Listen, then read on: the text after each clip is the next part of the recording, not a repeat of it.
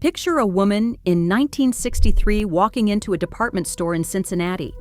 She has no gym membership, no personal trainer, no corrective back brace. Yet every head turns the moment she crosses the room. She stands like she owns the floor beneath her feet. Her secret was never strength.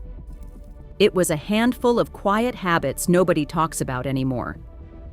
Today, we are bringing back 20 tricks every 1960s woman knew. Number 20, the morning roll. You would never have caught her snapping upright the second the alarm rang. Before her feet ever touched the cold floor, the day's first decision was already made. That sudden jolt belonged to a different kind of woman, a harried one, and she refused to be harried before sunrise. Instead, she turned onto her side. Then she let her legs slide toward the edge of the mattress while her arm pressed her body up gently. Smooth, unhurried. The whole motion took her 3 seconds and asked nothing of her lower back. There was a tempo to it. A woman who started her morning in a scramble carried that scramble in her shoulders all day long. A woman who rose like still water kept that stillness in her spine until evening. The body remembers how the day began. Try it tomorrow. Roll to your side first. Drop your legs, push up with your arm, and let your head come last. The slump that usually settles into your back by lunchtime starts in those first careless seconds after waking. Change the start, and you change everything that follows it. And what she did next, before a single sip of coffee, mattered even more. Number 19, the string from the crown. You can change your entire frame with a single idea in your head, and she proved it every morning. She walked toward her kitchen picturing one thing. A single invisible thread ran from the very top of her skull straight up to the ceiling, and something gentle was pulling it taut. Not yanking. Pulling, the way a tailor lifts a hem to check the line. That one thought rearranged her whole body. Her chin settled level. The back of her neck grew long. Her shoulders had no choice but to fall into place beneath a head that floated rather than hung. She never thought about her spine at all. She thought about the string, and the spine obeyed. This was the genius of it.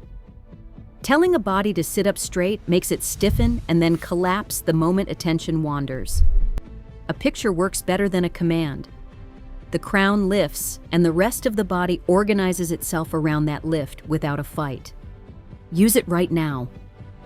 Imagine that thread at the top of your head and feel something draw it skyward. 10 seconds is enough to reset you, and you can summon it in a checkout line, at a stove, anywhere at all.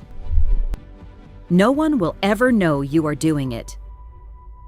She carried that floating head straight into the most ordinary chore a woman faced. Number 18, the balanced stance at the sink. You spend more of your life at a counter than you ever realize, and so did she.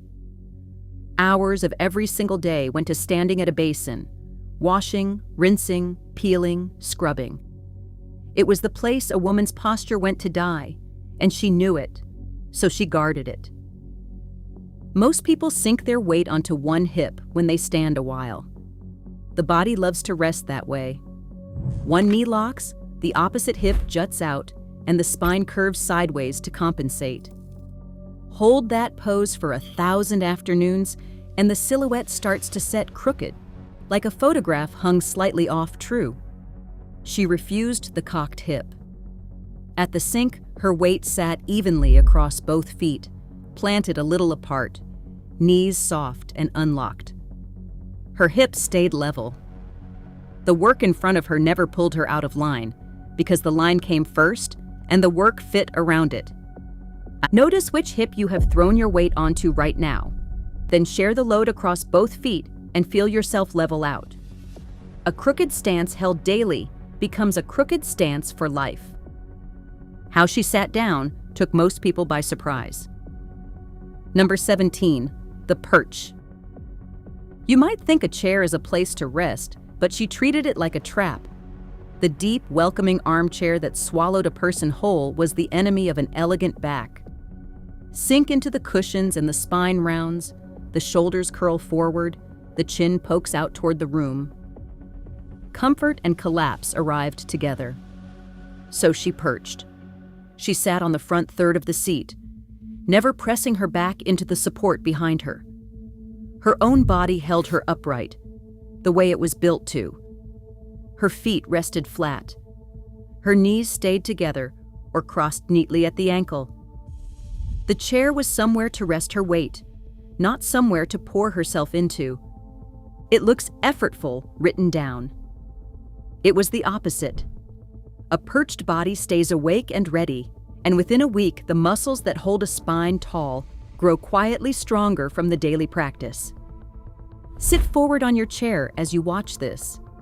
Plant both feet, lift through the crown, and let your own back do its job for a few minutes at a time. Build the habit in small doses, and the upright sit stops feeling like work. There was one more thing she did the instant she stood and reached for her bag. Number 16, the handbag in the crook of the elbow. You let a heavy bag drag you sideways without ever noticing, but she never did. A purse slung off one shoulder hauls that shoulder forward and tips the whole upper body under the weight. A bag clutched low in a fist rounds the back and shortens the front of the chest. Both were beneath her. Her handbag rode in the crook of her bent elbow, forearm raised, the bag resting against her body just below the ribs. The pose did something wonderful without her trying. To hold an arm that way, the shoulder must roll back and down. The chest opens, the collarbone widens. A woman carrying her bag like that could not slouch if she wanted to, and that was precisely the point. It was a posture trainer disguised as an accessory. She wore correct alignment the way she wore gloves. Pick up your own bag and rest it in the bend of your elbow instead of letting it hang off your shoulder. Feel your chest open and your shoulders settle back. Any bag you already own becomes a teacher the moment you carry it high. Her shoulders, though, lived by a rule all their own. Number 15, the shoulder drop. You carry your whole day in your shoulders, and she knew tension was a thief that stole from them first. Worry, hurry, cold. A long stretch at the ironing board. All of it crept upward and parked itself between the neck and the collarbone. Shoulders rose toward the ears without anyone noticing, and a hunched, anxious line set in. She had a remedy she ran on a loop. Several times a day, she would roll her shoulders up toward her ears on purpose, hold for a breath, then let them fall all the way down and slightly back. And then, the clever part, she forgot about them entirely. She never held them in place by force. She dropped them and moved on, and they stayed low because she had reminded them where home was. The forgetting mattered as much as the dropping. Shoulders clenched in position look as tense as shoulders hiked to the ears. Hers simply rested low. Do it now. Lift them, hold, release, and let them go. Then return to your day. A red light, a ringing phone, the wait for a kettle, each one is a free chance to reset them. What she did with her chin turned an ordinary snapshot into something she was proud to keep. Number 14, the chin drop for the camera. You get endless second tries today, but she got one click and lived with it for years. A camera was a rare and costly thing, and a bad photograph stung for a decade. No screen to check, no deleting a frame that caught her badly. One click, and that was the version of her that survived into the future. So she learned to meet the lens. The trick was small. As the photographer raised the camera, she pushed her forehead a touch toward it and dropped her chin a fraction down. Counterintuitive, since instinct says to lift the chin proudly, and lifting is exactly what carves a shadow under the jaw and softens the line of the face. Her way pulled the skin of the throat taut and sharpened the whole profile. Here is the part that lingers. A generation of women learned to perform a flawless line for the camera, while their own lives stayed unphotographed and unspoken behind it. The image was perfect. What it cost to produce was never recorded. For your video calls and your own photos, lengthen your neck and tip your chin down just slightly toward the lens. The face lifts at once. The next secret hid inside something she did every waking minute without thinking. Number 13, the rib breath. You breathe low and lazy most of the time, and it quietly folds you over. The belly pushes out with each inhale while the chest stays slumped and the rib cage sags toward the lap. It is restful. It is also the posture of a body giving up for the afternoon. Hers was different. She drew the air up into the sides and back of her ribs, so the cage widened outward and lifted with every breath. The whole torso rose a little and stayed risen. Air did the lifting that muscle would otherwise have to strain for. She stood tall on her own breath, all day, for free. And here sits the quiet betrayal of it. A woman was expected to look serene and lifted, no matter what pressed on her chest, so she breathed her worry into a shape the world found pleasing and kept the weight of it to herself. Sit tall and send your next breath wide into your ribs rather than down into your stomach. Feel your upper body float upward as the cage expands. A handful of breaths like that, scattered through your day, holds you up with no effort at all. Her feet carried a lesson almost no one teaches anymore. Number 12, the heel-to-toe glide. You walk. She traveled. There was a smoothness to the way she crossed a room that made people stop mid-sentence, and it came down to where she placed her feet. A clumsy walk, lands flat and wide, each foot slapping down on its own track, the body rocking side to side like a boat in chop. Hers landed differently. Heel first, then rolling forward through to the toe, each foot falling almost directly in front of the last, as though she followed a line painted down the floor. The rocking vanished.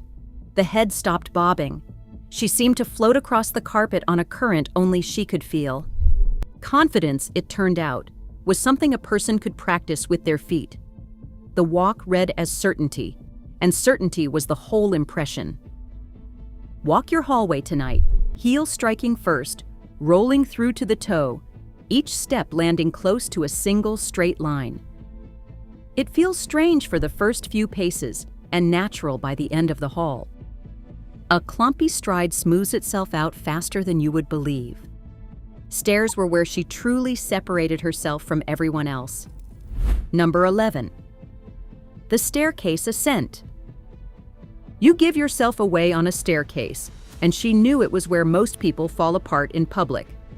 It is the spot where a person hunches forward, stares at their own feet, and hauls themselves up step by step like cargo. She climbed as though she were rising towards something worth seeing. Her eyes stayed forward and lifted, fixed on the top of the stairs, rather than the toes of her shoes. She trusted her feet to find each tread without supervision, and they always did. She stepped onto the ball of the foot, not the flat heel, so her movement upward was springy and quiet instead of a heavy plod. Her torso stayed long the entire way. No fold at the waist, no collapse forward over the climb. Twice a day, going up and coming down, she practiced standing tall while her legs did hard work. Few drills are better than that.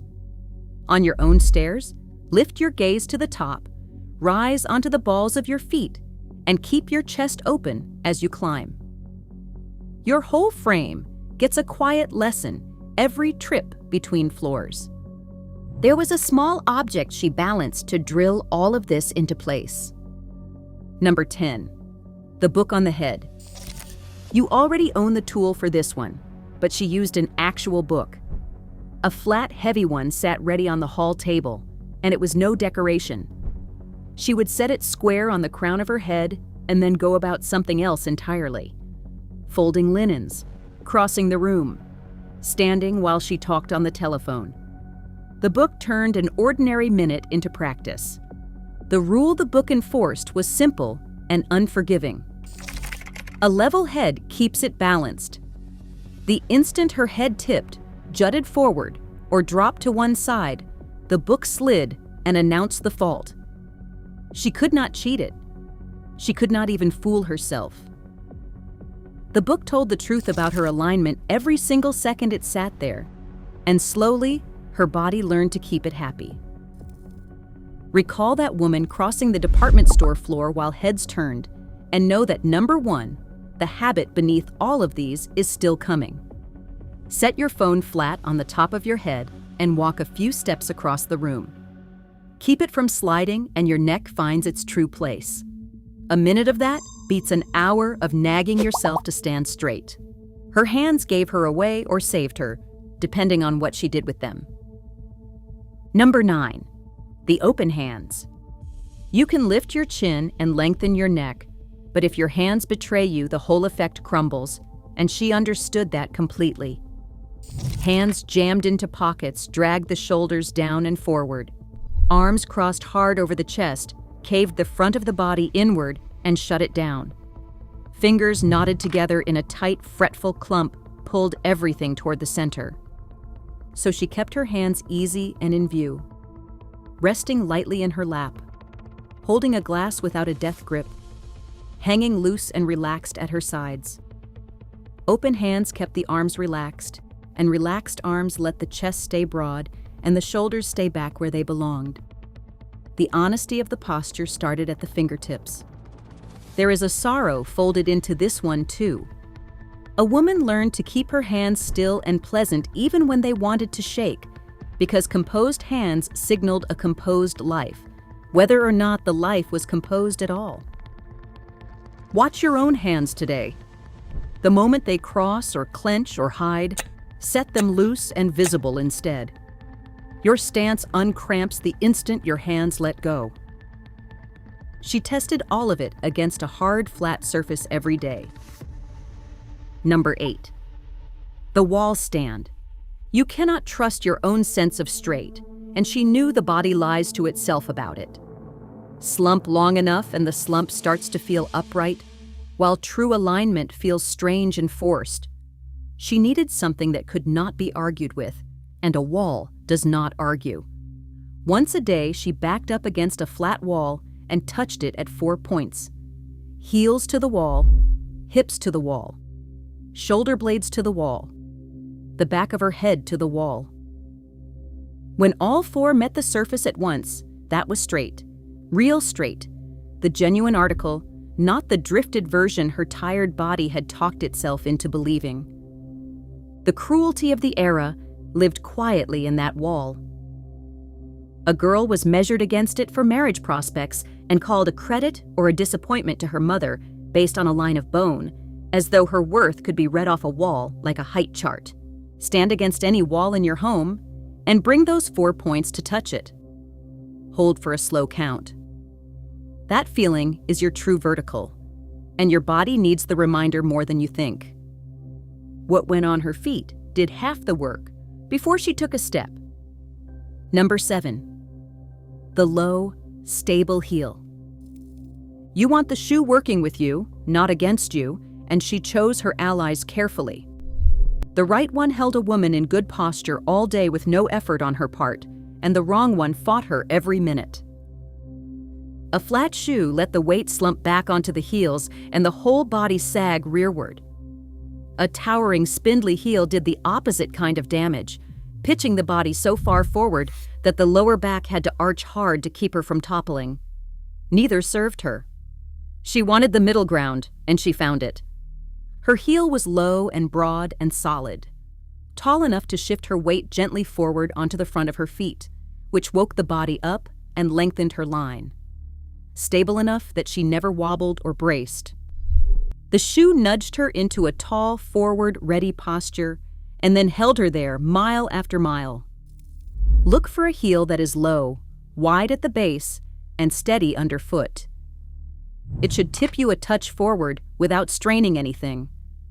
Let the shoe carry the posture so your muscles do not have to. Her mirror habit was almost ruthless in its honesty.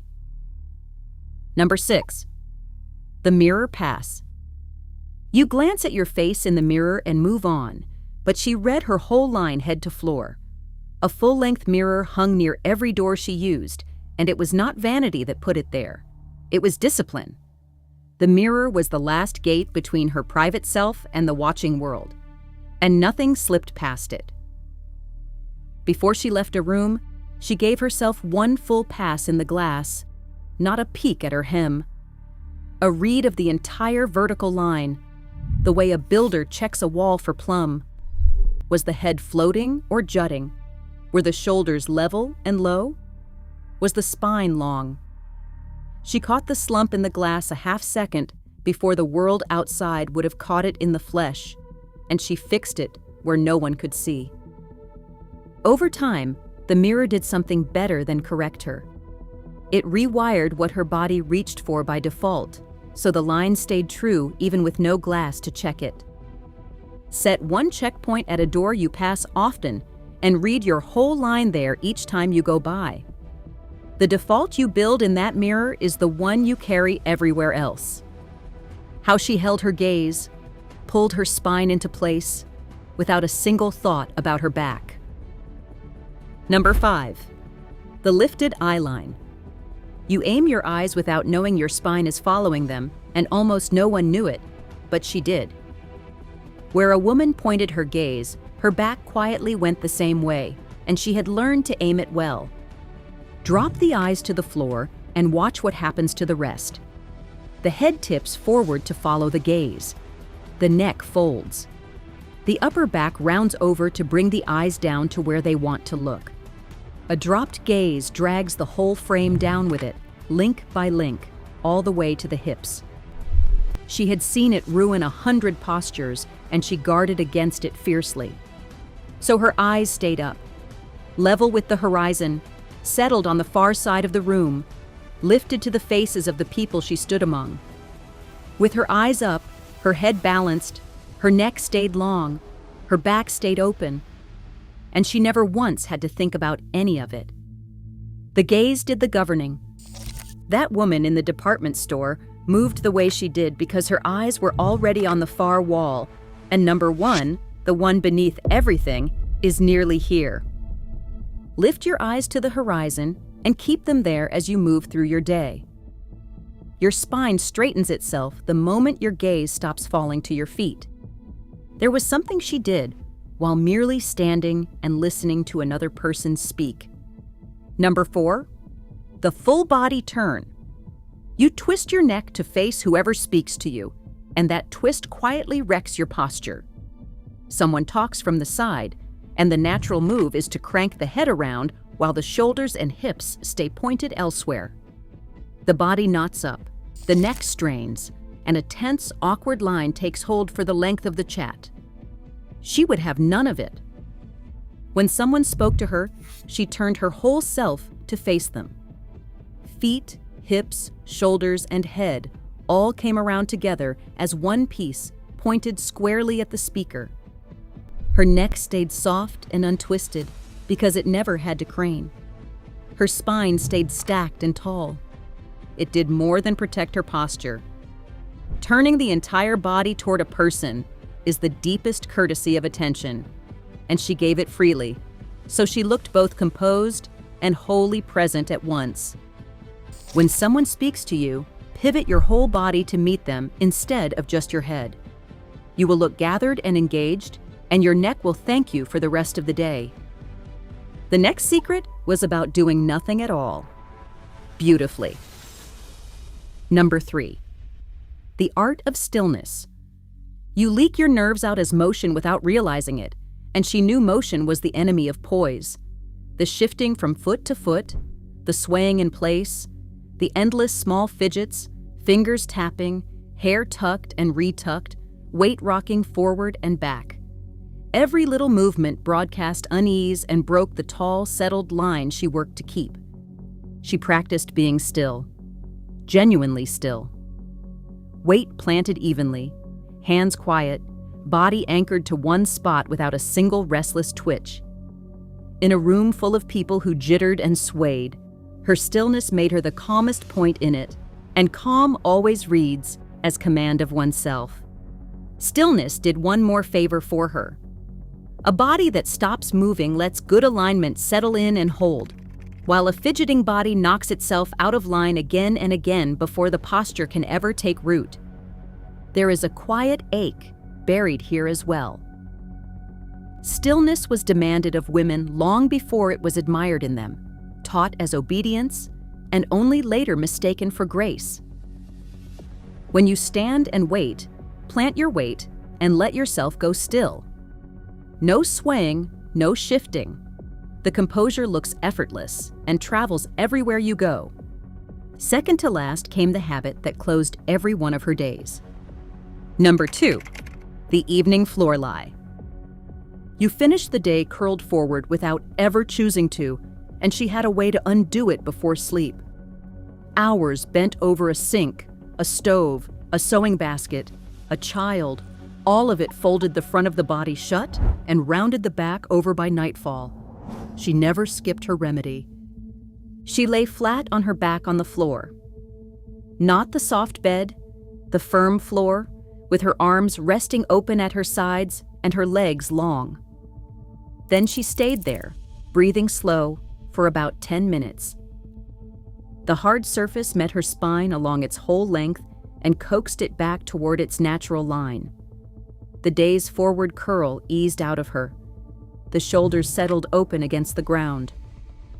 The body remembered every night what flat and long and unfolded felt like. By morning, her spine had kept the lesson, and she rose in that smooth roll, already tall. Lie flat on your floor for 10 minutes before bed tonight, arms open, breathing easy. You give your back the whole night to recover what the day took. And now the last one. The habit no daughter was ever told outright. The one passed in glances and corrections and the set of a mother's jaw. The secret beneath every secret on this list. Number 1. Carrying herself as though already admired. You can copy every trick above and still miss the thing they all grew from. So here at last is the root. She did not stand tall to become admired. She moved through the world as though the admiration had already arrived, as though every eye that mattered was warm and already turned her way, and her body simply behaved accordingly. The chin found its level, the spine lengthened, the walk smoothed. She rehearsed that inner certainty in private, alone before her mirror, until it stopped being a performance and became the way she occupied a room. And here is the full weight of it, the thing that was never said aloud. Women of that era were taught that their value could be read off their bearing, that a straight back meant a good woman and a good life.